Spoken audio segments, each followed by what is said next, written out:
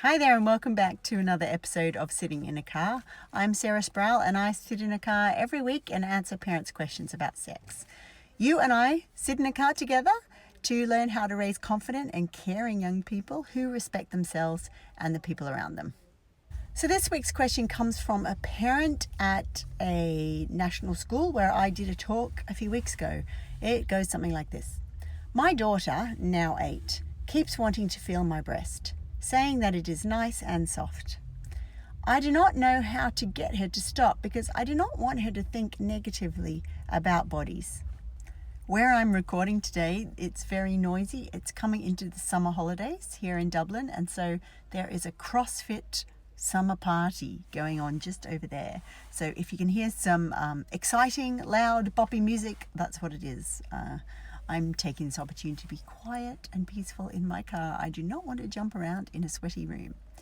Okay, so this question about this specific question is about an 8-year-old wanting to feel her presumably mother, might be some other caring adult in her family, wanting to feel her breast because it feels nice to touch. The child enjoys the sensation of touching this woman's breast. This is a very common dynamic or difficulty that parents are facing at the moment. This is someone who wants to make sure their child doesn't develop sort of bodily shame or feeling like bodies shouldn't be touched.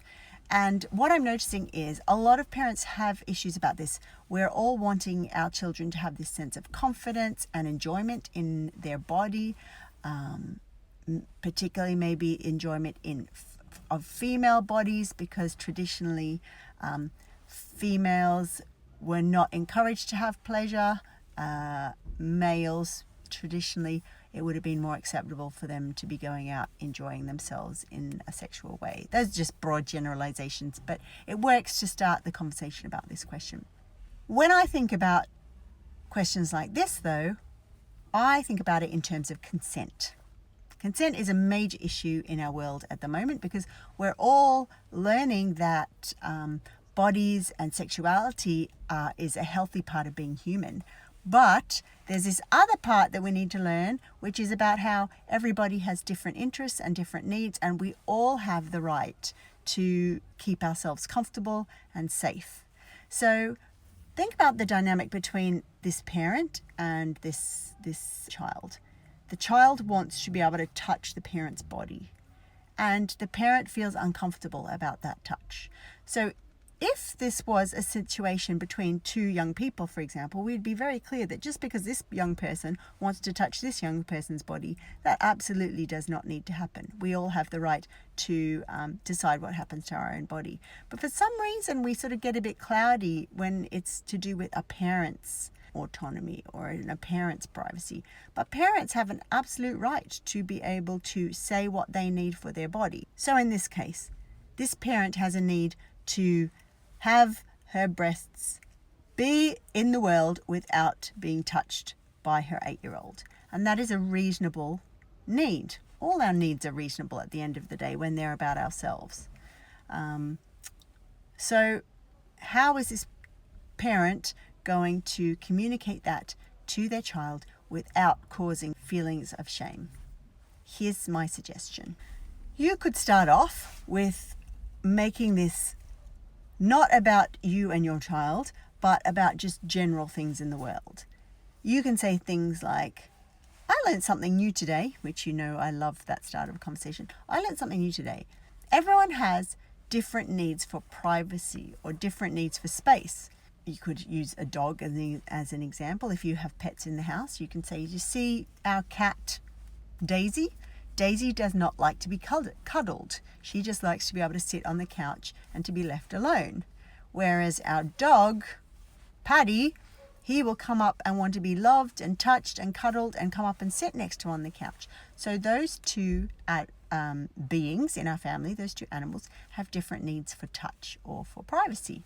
Humans are the same. We all have different needs for personal space or our own privacy. Some people like to be touched and like to be hugged and enjoy that between themselves and their friends or their kids and themselves. And some people don't like that. Some people need space around their body where nobody touches them.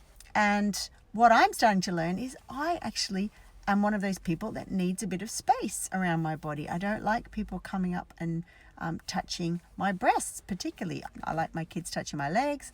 I like it when my kids give me a hug. But I don't really like it when people touch my breasts. What are some of the touches that you like on your body? Hopefully then your child will give you some things like, oh yeah, I like hugs, or I like it when you're getting into bed with me and reading a bedtime story, or I like it when we're all snuggled up on the couch with a big bowl of popcorn watching a movie, or, I like it when we high-five each other after sport practice. There'll be all these different ways of touching that is enjoyable for your child. And then you can ask them, what are some of the things that happen to your body, or touches that happen to your body that you don't like? And your child might come up with some ideas, maybe being jostled in the playground, or the feeling of jumping into a swimming pool when it's cold. They might not like that feeling, and they will come up with ideas. And if they don't come up with ideas, you might be able to help them come up with those ideas. And then you can say, I didn't know that those feelings came up for you when you had those experiences. I didn't know that when someone jostled you in the playground, it didn't feel nice. I'm sure for some children, they don't even notice the jostling. So you're comparing, you're saying, you have these needs, not everyone has these needs, right? And then you can say, and I think probably some mums are happy to have their children touch their breasts. Some mums, that's fine. It doesn't matter how old their kids get. But for me now, I'm at that point now where I need some privacy and some space around my breasts. Another way you can look at this is a 3-step process. So the first step is to see what they want. When she's coming up and asking you to feel your breasts, she wants that for some reason. Perhaps it feels comforting for her. Perhaps she just likes the sensation. So listen to what she's actually wanting.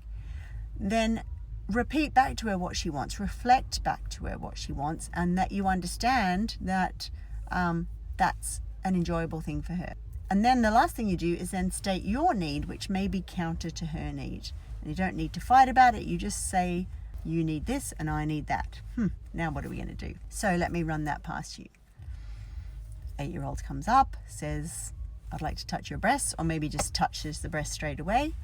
I, as the parent, reflect that and say, I see that you want to touch my body today. You need that right now. And then I say, what I need right now is to have my body to myself so that nobody is touching it.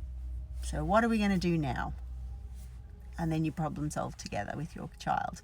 So there could be a few different solutions to that. Maybe they would be happy with a hug instead.